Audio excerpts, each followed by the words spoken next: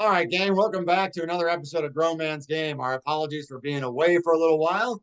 Life got in the way, though, but we are back because we are pumped about baseball right now. And there's no other team that we're more excited about than my hometown team, the Chicago Cubs, and Johnny Ballgame's adopted team this season, courtesy of one Cody Bellinger. We'll get to that in a minute, though.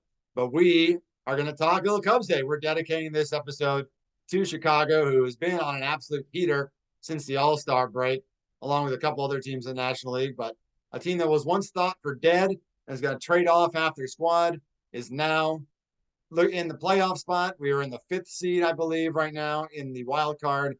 We would make the playoffs if it started today. And we are just playing great baseball. Overall, we just won 5 out of 7 this week. So we are getting ready. And this game, the series against the Brewers, is getting ready to start here in about a half hour. So we're a little grain of salt. We were talking about this before we get to that matchup this week. But Johnny, want to get you in on this. You and I have talked a ton about the Cubs off the air this season. You have jumped on the Cubby bandwagon. Part of Cub Nation. We appreciate it. We'll take all the help we can get. And it's paid off this year, man.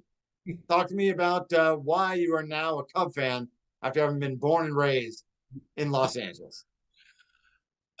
Well, it's about Cody. We know that. Really mad and disappointed that Dodgers let Cody and Justin Turner go. So I like players now, and I just could not accept him leaving. So him all of a sudden coming from nothing, no expectations, a 1-year contract, and being the number 4 hole hitter and a Cub favorite from the fans, count me in, man. So he's your guy, and we talked about it right from the get-go. Right when he got signed, I was a little skeptical, but hopeful because you knew the talent was there. I thought 17.5 mil was a lot to pay for a 1-year deal. Apparently, he must have had some other offers as well because we needed a center fielder more than anything. He has been amazing. He's been all of that and more. Even when we first got him, you and I were talking. He was in the 7 hole coming up in the first several months of the season, trying to build his way back in, getting his confidence back, hitting the ball the other way, not striking out as much.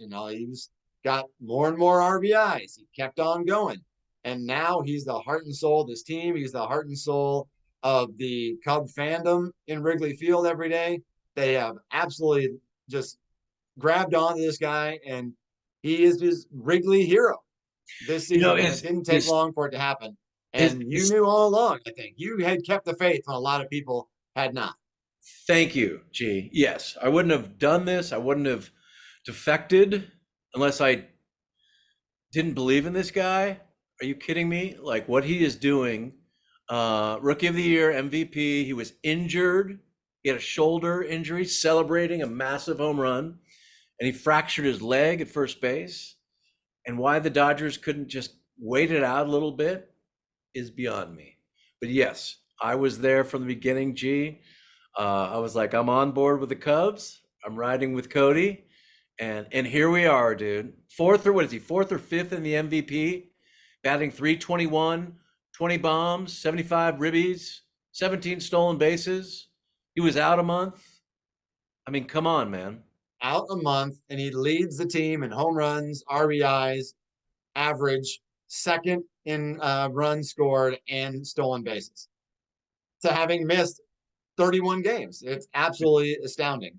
And also, barring a last couple week slump, Christopher Morel has pretty much done the exact same thing, putting up ridiculous numbers for a team, and he wasn't expected to be here. He may as well be considered a free agent acquisition as well. And we can talk about this, but I saw a publication recently who graded now, since we're over 120 games in the season, who had the best offseason in baseball. And they made the case that it was by far and away the Chicago Cubs. When you throw in Bellinger, the Dansby Swanson pickup, who's been statistically the best fielding player of any position in all of baseball this season. Yeah. He's got one of the top WARs in all of baseball season, including the best on the Cubs. Throwing him and throwing even Jameson Taillon, who was a disaster to begin the season, but has been one of our best pitchers the Yeah. last month or so since the All-Star break, completely making up for the loss of Marcus Stroman. Throwing those guys, throwing Talkman, who's been our starting center fielder for a long time, and now in essence it doesn't count, but you throw Christopher Morel in there, and then the trade deadline acquisition of Jaimara Candelario, and there's been no better team than the Cubs from April on this season. Top to bottom, their lineup is. I mean, I'd like to see Talkman at the top of the lineup. He's been batting ninth all of a sudden. But you mentioned Morel. Morel was on fire. We had the walk-off home run where he almost took off all his clothes. That was epic. But he's been struggling though. He's been struggling lately. But so what? But at the top of the lineup, Nico. We love how Nico sets the table. Dansby, Bellinger, Happ is what he is. I still like him. And Suzuki now is on fuego. 10-game hitting streak, I think, going into today. Yep. Yeah, I mean, it doesn't stop. And then the Candelario. And then I love the catchers. I love Wisdom. I love Gomes. I mean, man, they just seem like they are grounded and solid for a run. Now we need to talk pitch-up matchups for the playoffs. Like, what's the order? Yeah. Well, we can definitely get into that. Remind me to get back into that because I just want to wrap up Cody Bellinger thing again. Yes. He said he's probably fifth right now in the MVP voting. There was a significant top four. When you're talking about Acuna, Freeman, Betts, and I'm all of a sudden blanking on our other guy. Me too. One other guy, but maybe still. Goldschmidt would have been. There's or Olsen, maybe, I don't know. Yeah. Oh yeah, Matt. Yeah, sorry, of course, Matt Olson with his 42 or 43 bombs. So 4 guys on both the Braves and the Dodgers are leading the way, which makes sense. The best 2 teams, basically in all of baseball. Yeah. And Bellinger's right there, having missed 31 games. Right. By the way, and probably one. You can almost guarantee that he may win a Gold Glove also. No one talks about the defense. Yeah, one of the best defensive players in the game. He has turned this team around almost single-handedly because he has taken over his leadership role, him and Dansby, and just being able now, about halfway through the season, finally being stuck in that 4-hole in the lineup, right in the middle of that lineup. He has been there now for the last couple of months, and the guy's hitting 320. You don't get a fourth hitter hitting in 300s now. You just don't. Those guys are typically at the top of your lineup or way down the bottom of the lineup, and they hit 2 home runs all year. But the little slap hitter is like Luis Ariz or something like that. That's where a 300 hitter comes in. The 300 hitter is not the best hitter on your team, other than like Aaron Judge last year, and even now he can't keep that up. Mm-hmm. What Bellinger is doing right now is unbelievable, and it's crazy. And I think I got to ask you if you think that he will be a Cub again next season, and to do so, what's it going to take for the Cubs to sign this guy? You know more than I on that one. You know more than I. Since the All-Star break, dude, he's leading the league in RBIs. I believe he has like 46. So, I'm not sure. I think everything's been thrown on its back this year because of Bellinger, right? Like they wanted to sell, right? They're kind of redoing and restarting, but here we are now. They're like, they can win. So I have no idea. Scott Boras is his agent, so be prepared for a lot of dough if you want to keep him. $5 million, 25 a year. I don't know, man. So it's being compared now because Boras is also he is also the agent for Brandon Nimmo of the Mets. And just this offseason, he went for an 8-year deal for $162 million. And that guy, I'm sorry, to me, he's garbage. I got no love, and we're all love on this show. This is what we're trying to be. But I do not see it in Brandon Nimmo. I haven't heard his name all year. Right. It's like signing Carlos Correa to ridiculous numbers. Brandon Nimmo contract is a ridiculous number for a guy who I know he plays in New York, but he plays the same position. He's an outfielder, versus Cody. Cody is 3 times the player. If you're Yeah. giving 20 mil a year to Nimmo over 8 years to get him to stay in New York, people are going to be throwing money at Cody Bellinger this Crazy. offseason. It may take 27, 28, 30 mil a year Yeah. to get Bellinger, and you're talking about 6, 7 years maybe. Can you imagine him going for a 6-year, $200 million deal?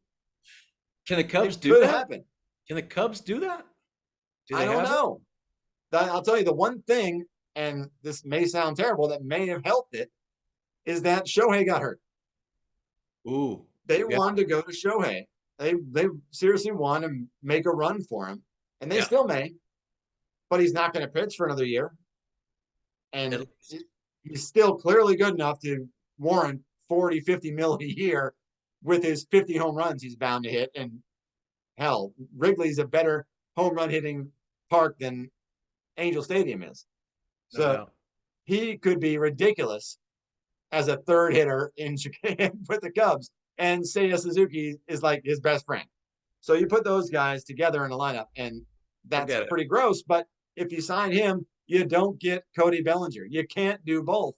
This way, now that Shohei is not pitching, more than likely, I don't think the Cubs make that run at him again. And now they see that they can keep Bellinger, even if it's at first base. And you know that Peter Crow Armstrong is coming up for the minors, and he has to play next year. There's no doubt about it. The guy's one of the top 10 minor league players in the league, and he's a center fielder, which is what Cody Bellinger is. So I do see a window now for Cody that I didn't see at the beginning of this year, and I certainly didn't see even just 2 weeks ago. Right. Well, I think Cody has to be utilized as a center fielder also. He's a Gold Glover, so I think that'll be a big bargaining chip. Fascinating. Yeah, I can't even imagine where their heads are at. I'm sure the Cubs are just like, let's just play this out. Let's get to the playoffs and we'll figure it out later. Let's get back to the rotation. What do you think? Yeah. So Yes. as far as the starting rotation, Steele you've got starts plenty of top. guys right now. Obviously, Justin Steele is your man. He has come out to be a Cy Young contender. Lights out, all-star, lefty. Justin Steele is your number 1 starter. Yep. If Stroman comes back healthy, which I don't know if he can, that rib cage injury and that cartilage is weird. And I just don't know if he's going to be the man in that spot. If he can come back healthy, yes, he's got to be your number 2. Otherwise, it's got to be Kyle Hendricks. He's got the experience. He started Game 7 of a World Series win for the Cubs in 2016. He's been there. He's cool, calm, collected. He can be that guy, number 2, and hopefully get you a win. If somehow you freak out and you lose a Game 1 of a series, he can be that bulldog to come back. Or he can get you your second win in a series like that in a number 2 spot. After that, man, it can't be. Assad, it seems like he's just out of his mind right now, just carefree and eats up innings. Who's that? I didn't believe in him at first, and look at him now, man. Assad's Who'd you say? Assad. Yeah. Oh, yeah. Sorry, the rookie, Javier Assad. Yes. He has been unbelievable. He's got an ERA under 3, and this guy keeps on putting up huge quality starts every time. Yeah. I don't know, man. Do you put a guy like that third in a playoff roster, or do you stick with the guy you just paid 17 mil to over the offseason in Jameson Taillon, who's been pitching better? Right. And if he gets into trouble early, you yank him and you put Assad in as your long reliever. Yeah. Which is what he was most of the season already. And he's been so impressive that they made him a starter. And now they're bringing up their number 1 prospect, Jordan Wicks, who had a ridiculous game, set a record for the Cubs that hadn't been done since 1901 by striking out 9 guys in his first ever start. So, and they're closing, dude. The bullpen's been fucking outstanding, dude. From Merriweather to Leiter. Like, dude, they are on fire. So that's where I have confidence now, is they can shut games down. Early in the year, that was an issue. We didn't know what the hell was going on with the bullpen, and now we have options. And if you have to make Taillon a long reliever or a 4th starter, that's not a terrible option. No. Can he handle it?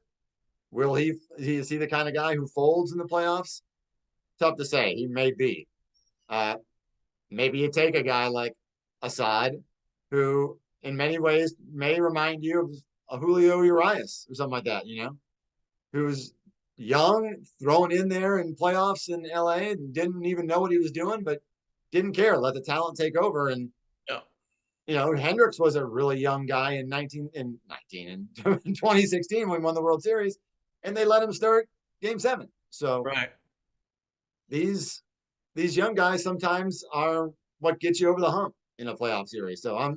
I'm fascinated by what will happen, and more than likely Stroman will not be back, in my opinion. So Cubs are playing on house money, dude. So yeah, throw anyone in there. At this point, there's no disappointment. This season is beyond what you probably could have imagined. Kind of what I did. I won a couple bets. I bet the Cubs over. Well, I haven't yet won yet, but over 76 games was their everyone had them in the prediction. 70s. Yeah, Huh? everyone had them in the Yeah, 70s to win that many 76. games. So they've And overachieved by far. my brother bet me a hundo. He said Cody won't bat over 228. So pick up that receipt. So yeah, man, just so much fun. And again, back to baseball and what it means and having fun at this time of year and the playoff runs and the wild card. Um, I think it's a lot of fun. We have Milwaukee, as you said, as the division, and this season is coming down to this matchup. If they're going to win this division or not, who cares? If they make the wild card, that's a party.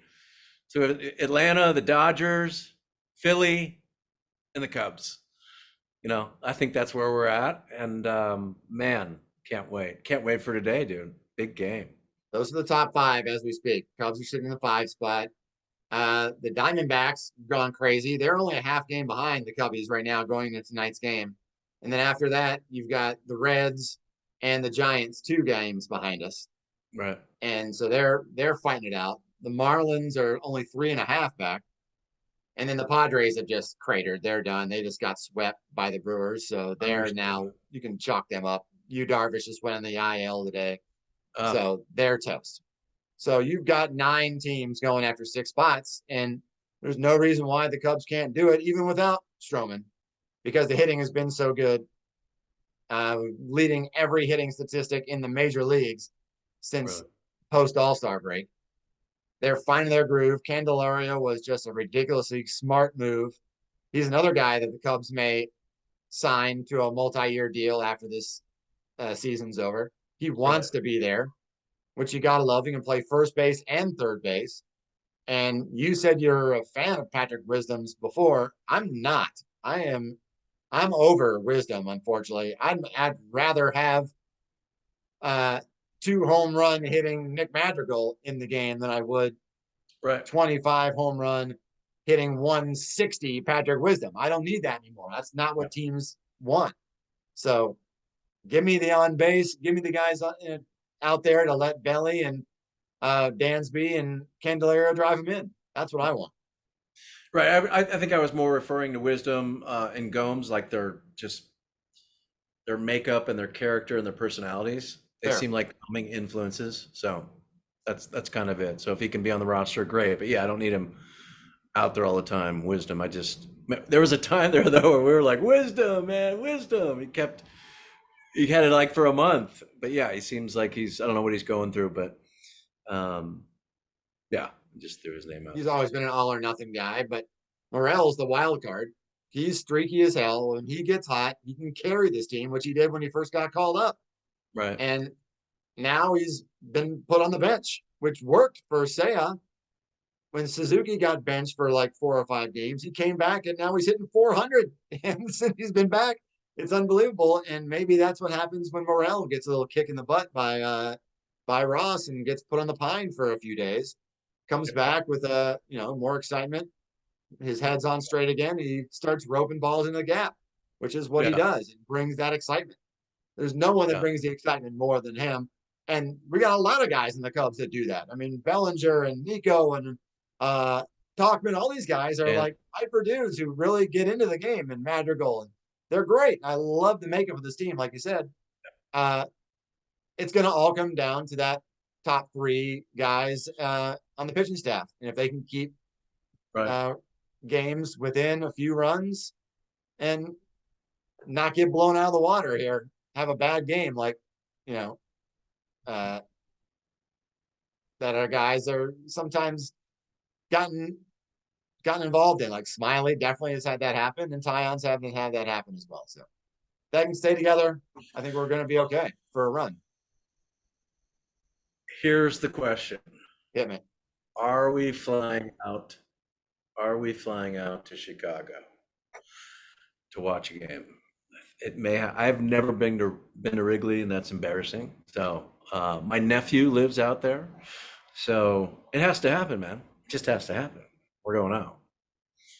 When they made the World Series in 2016, and for all of you out there, we are both located in Los Angeles now. When I was in 2016, I made the trek. The Cubs made the World Series. I bought a ticket. I stayed out there for 4 days, watched games 3, 4, and 5 from Wrigleyville. It was one of the best experiences of my life. Even though we won only one of those 3 games, but it was incredible. And if the Cubs make a World Series again, you can best believe that I'll be on a plane and flying back out there and hanging out in Wrigleyville for a few days as well. That is a guarantee. So chalk it up. Be right in the middle of October. Done. And it's the best time in Chicago history when there's the Cubs are in a playoff making a run like that. There's no better time to be in Chicago. So yeah, it'll be a life-changing experience. Well, I put fingers crossed. I'll go for a playoff game. It doesn't have to be the World Series. I just want the atmosphere, and I want to wear my Dodger belly, jersey there. And who knows? Maybe I'm I'll run on curious the to field. see what kind of a reaction it would get in Chicago. I know you got a good reaction of it in Dodger Stadium. People still love Belly there, but would the Cubs kind of be in on the joke? Who knows? At this point, I don't give a shit. You know that. Yeah, Go for it. 100%. So But yeah, man, I'm excited. I'm happy for you, dude. I know you're a Cubby faithful. I know I'm new to the squad, but I still live and die right now every day with every game, and I can't wait for the game today. And yeah, man, let's just keep the train moving. First pitch in 5 minutes, man. Great day to be a Cubby, isn't it? It's the first time I heard you say that, dude. All right, brother. Good stuff. Thanks for everyone to hang out with us. Another episode of Grown Man's Game. We'll be back again soon as the football season gets going in about a week and a half. So it is creaking up fast. So hang with us and we'll be back with another episode soon. Thanks, Johnny. Peace.